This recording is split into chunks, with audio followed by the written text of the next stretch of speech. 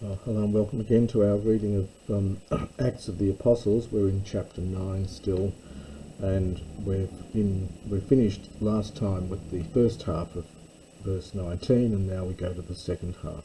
So Paul has had his conversion on the road to Damascus, and he's had his eyesight restored by Hananiah.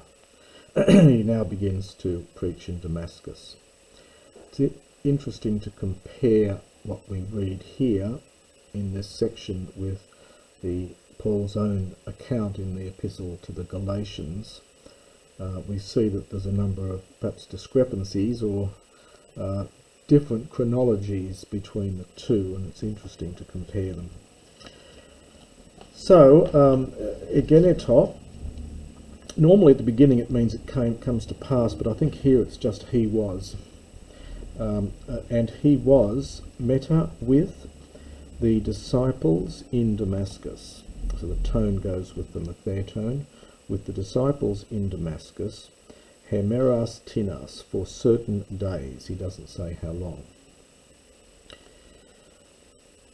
Kaiuthus, and immediately, kerusen, from keruso, this is the imperfect, he began to proclaim in the synagogues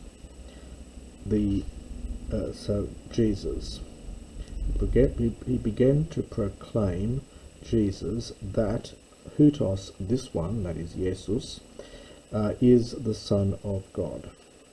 Existanto de pantes hoi akuantes.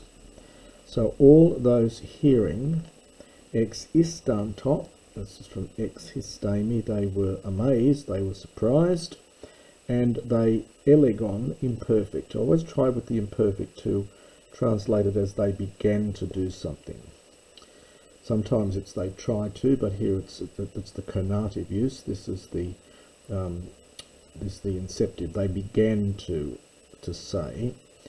Uk is introducing a question. There's the question mark down here, and it's expecting the answer yes. So is not this the one porthesas? Now this is from the verb portheo. Portheo is a good Homeric word. It's very strong. It meant to sack a city.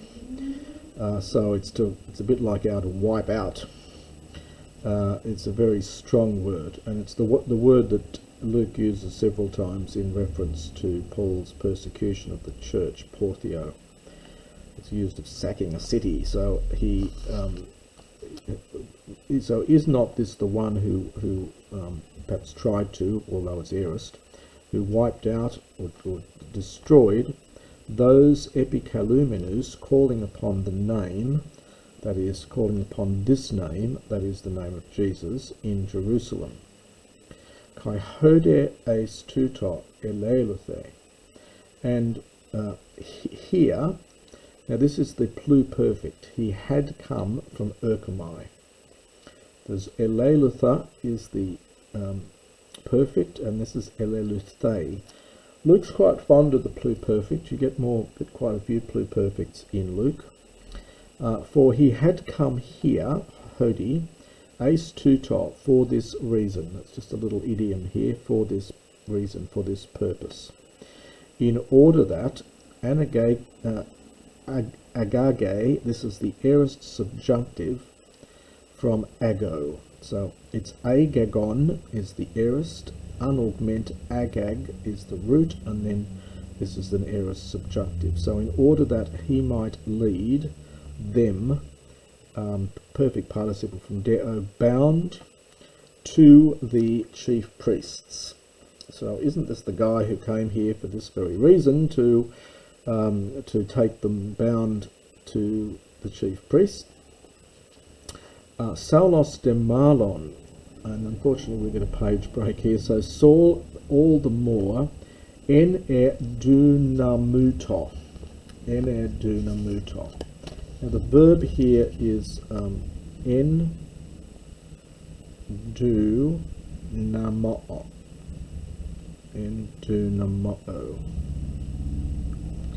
You'll see the dunamis root, so it's like our M powered. In the passive, which is what we've got here, this is the imperfect passive. It means to be strong, and it's imperfect. So Paul was becoming all the more strong. Kai sun ekunen. Now we get two verbs occur in the New Testament here. We do get sung keo, and then this later form sung kuno with a double nu, and that's what we're getting here. These are cognate with each other. This is just the imperfect of the second one. It literally means to pour out, to mix everything together in confusion, and so it has the meaning to confuse or to confound. It's the idea of just pouring everything out into a great mess. So he confounded the Jews who were dwelling in Damascus. And he did that by sum bibazdon. Now this is another interesting verb. It literally means to put things together, and often translated as proving. The idea seems to be that he matched up bits and pieces of the Old Testament and prophecies, verses and so on, with the life of Jesus, which is what they typically did.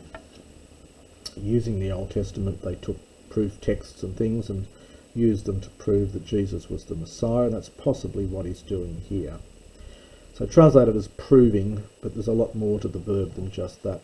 So proving that this man, that is Jesus, esti ho Christos, is the Messiah. But when, now this little phrase here, this is a very Old Testament idea. Firstly, hikanos normally means sufficient in Greek, but Luke uses it with the sense of many. It's just an idiomatic use that Luke does. I'm not sure I've seen it elsewhere. So hikanai meaning many. So many days, and the Old Testament idea of time being fulfilled, being filled up. So this is from play ro'o. It's a contracted o'o verb in the imperfect. So when many days were completed, had passed, we might say. Sone bulu santo, we're not told exactly what this means. The Jews took counsel together, and Helene, now this auton, and Helene is from anhyreo, the aorist is halon, and the stem is hel, and that's where we're getting this here. This is a strong aorist infinitive from anhyreo. It's a bit like our unfortunate expression to take someone out, and it's a good classical word. Hyreo was used in the sense of kill, right in Homer as well, generally without the ana. So anhyreo is to kill. So the Jews took counsel together to kill him, and hey epibule auton, their plot. Boule is counsel, but to counsel against somebody is to plot against them, so their plot. Egnosthei is aorist passive from ginosko, so it was made known to Saul. So their plot was made known to Saul. Parateirunto, from paraterio, they were keeping a close watch on the gates, both by day and by night, genitive of time during which. So we get a tekai. So they're keeping, and they were keeping close watch on the gates by day and night, so that they might kill him. That's that same verb. There's the root hel. This is the aorist subjunctive now, that they might kill him. The disciples, so his disciples, nuktos by night, having taken, understand him. Kath Haken is from Kath Hiami. This is from Kath Hiami, and this is the past tense of it, so it's sort of like a perfect form. They let him down through the walls. So you have to imagine these, of course, are all walled cities, and there would have been several places where you could allow somebody to slip over the wall and go down the other side. So they let him down through the wall, him out on. Kalasantes in spuridi. Now spuris, this is the third declension, spuris, it's a basket. It does occur elsewhere in the New Testament, and but it's also a good classical word. It's in Herodotus and Aristophanes. Kalao is to slacken. So the idea is they've got him in this basket with ropes, and they're letting out the ropes, so they're slackening the ropes. So it's really a little bit like this. They got him out, they let him out through the wall, lowering him, it's often translated, in a basket. But the Greek is a little bit more than that. It's got the idea of letting the ropes out. And I'll finish at that point.